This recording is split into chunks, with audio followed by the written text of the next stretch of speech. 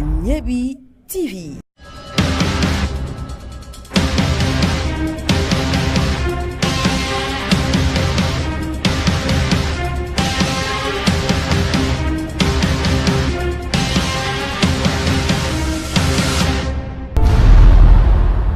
Mois des carême musulmans, mois de charité, mois de partage, caravane de dons de sucre et de riz aux musulmans de l'Agnebi-Tiassa.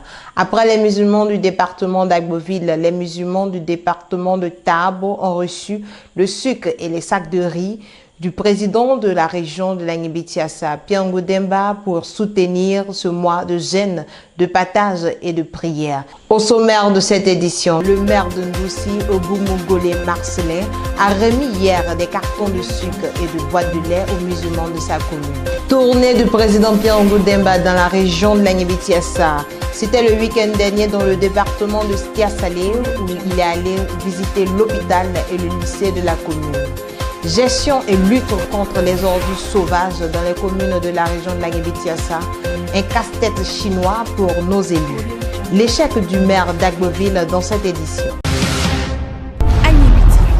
Agnebi TV. Mesdames et messieurs, bienvenue à cette édition d'Agboville Direct. Merci de rester branchés sur Agnebi TV. Nous vous le disons à la une de cette édition, la caravane du don de sucre et de riz aux musulmans de la région de l'Agnebi-Tiassa du président Pierre Ngou Demba était récemment dans le département de Tabo. Suivez. Après la distribution des sacs de riz et des cartons de sucre aux communautés musulmanes du grand département d'Agboville, qu'a permis sur le département de Tabo, et c'est par les musulmans du village de Pakubo que la caravane de la charité du président Pierre Ngou Demba, conduite par le conseiller Balo, assisté de l'honorable le député Alfred Kwasi, vice-président de l'Agnebi-Tiassa, a voulu commencer ce geste de remise de sucre et de riz aux musulmans du département de Tabo. Un geste fort, un geste chargé de sens, un geste d'humanisme, d'appel au respect des religions, disons, d'acceptation des confessions des uns et des autres, dans cette région aussi laïque, multiconfessionnelle et culturelle. Autour de leurs imams, les fidèles musulmans de Pakobo diront par la suite des prières de bénédiction pour le président Pierre Ngou Demba et aussi également, faudra dire, pour le président de la République, pour qui ils ont demandé à Allah d'accorder sagesse, discernement et richesse à la tête de la région et de la nation.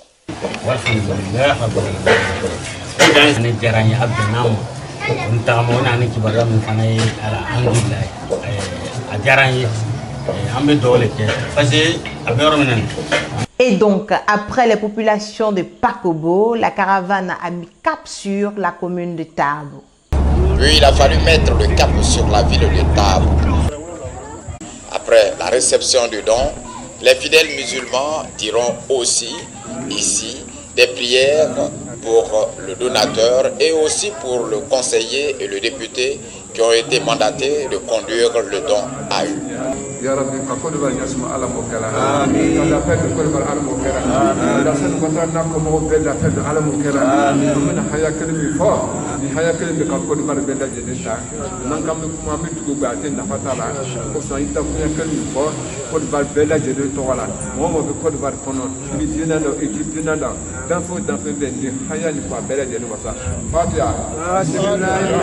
Restons, mesdames et messieurs, dans ce chapitre pour annoncer le geste de cœur du maire de Ndoussi aux musulmans de sa commune.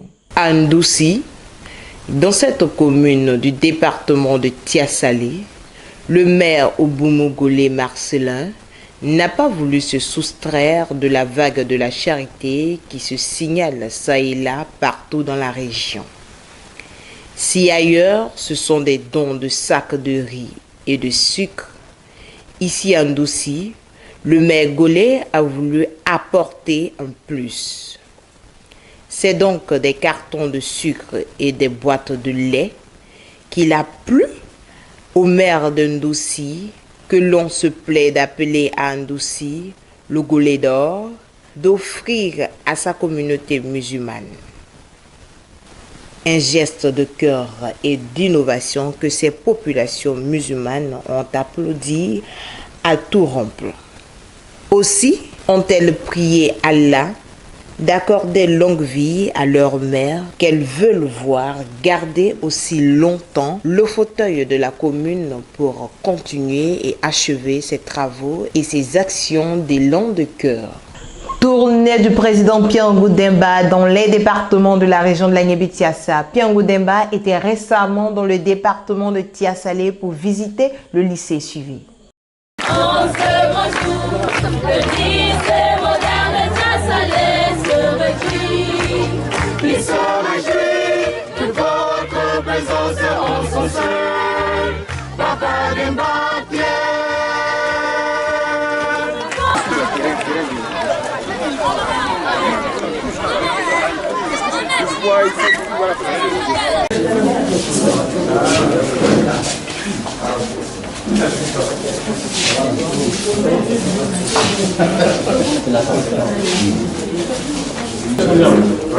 Vraiment, il n'y a pas de chambre, je veux juste vous dire merci. Merci parce que les enseignants du lycée de Tiassalé et le personnel doivent l'extension de la salle au conseil régional. L'extension et puis bon, l'équipement. Donc pour ça au moins, on voudrait vous dire merci pour le travail et souhaiter davantage qu'il y ait d'autres gestes pour les lycées de Tiassalé qui en a pleinement besoin. Voilà, donc merci beaucoup, merci à toute la délégation. En tout cas, merci. On est passé entouré des vice-présidents, accompagnés par M. le maire, les députés. D'abord, vous saluez pour le travail remarquable que vous êtes en train de faire à l'intérieur de nos lycées. On a pris la bonne note des difficultés que vous rencontrez. Mais nous avons essayé, avec la direction du lycée, d'améliorer un peu les conditions de travail. L'objectif étant donc, de faire en sorte qu'à l'issue du moment, on sente qu'il y a quand même une évolution positive dans tout ce que nous avons constaté ici. En tout cas, vous avez toujours l'encouragement. Merci, Président. Merci pour tout ce que vous faites pour vos enfants et nos petits frères. Merci, Président. Merci beaucoup. Merci à vous. Rappelons ici qu'il était d'abord dans le lycée de Ndoussi, juste après, mesdames et messieurs, sa visite au centre de santé de la commune. Les images.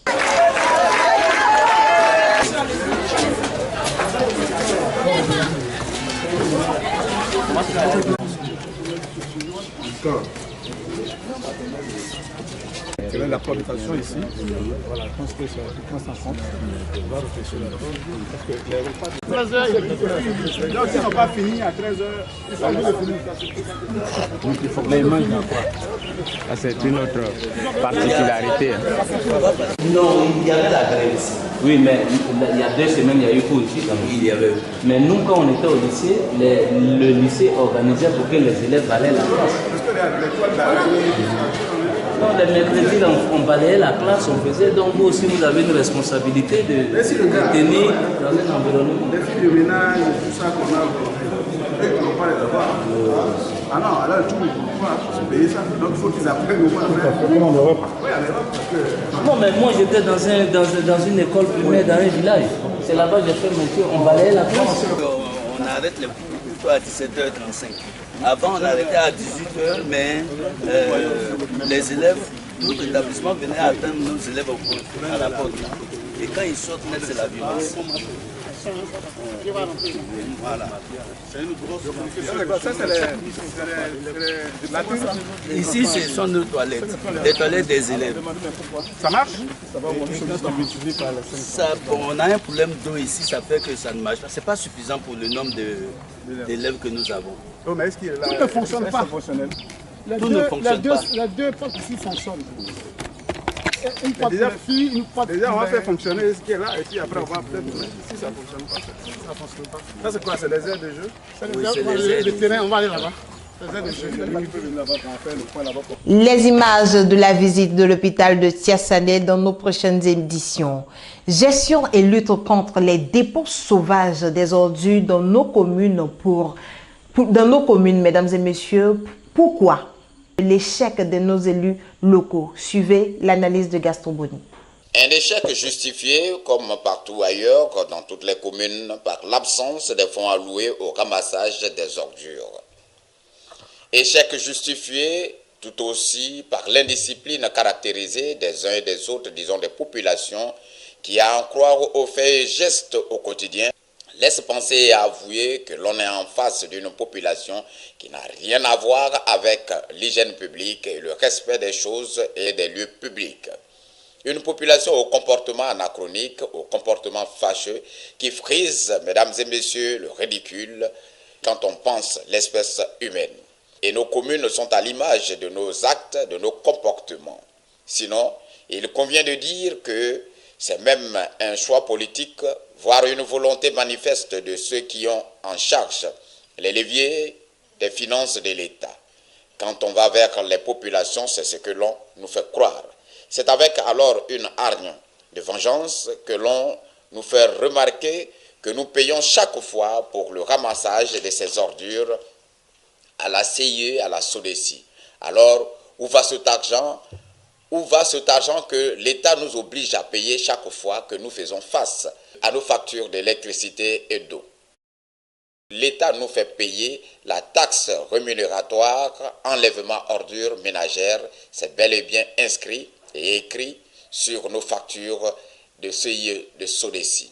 Alors que l'État reverse cet argent directement à nos maires pour nous débarrasser définitivement de ces ordures qui jonchent partout dans nos communes. C'est tout. Ainsi parla le peuple. Pire que tout, depuis l'avènement des guerres et de la fracture sociale que connaît le pays, les ordures sont devenues des armes secrètes que certaines populations utilisent contre les élus qui ne relèvent pas de leur chapelle politique. Des élus qu'ils n'ont pas voulu à la tête de la commune, des élus qu'ils n'ont pas alors élus, votés, contre qui ils utilisent ces armes secrètes pour leur pourrir la vie, dit-on.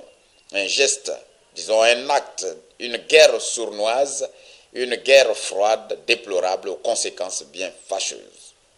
Actualité nationale, en bref, dans cette édition, mesdames et messieurs, les députés de notre pays se déchirent à l'hémicycle.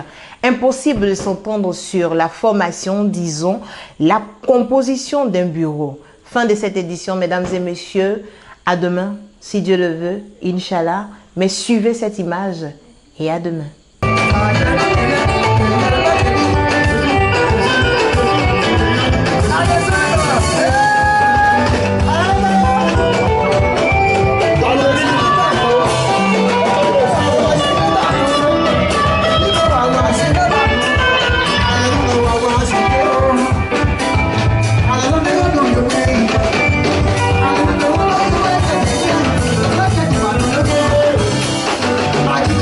Agnebi TV.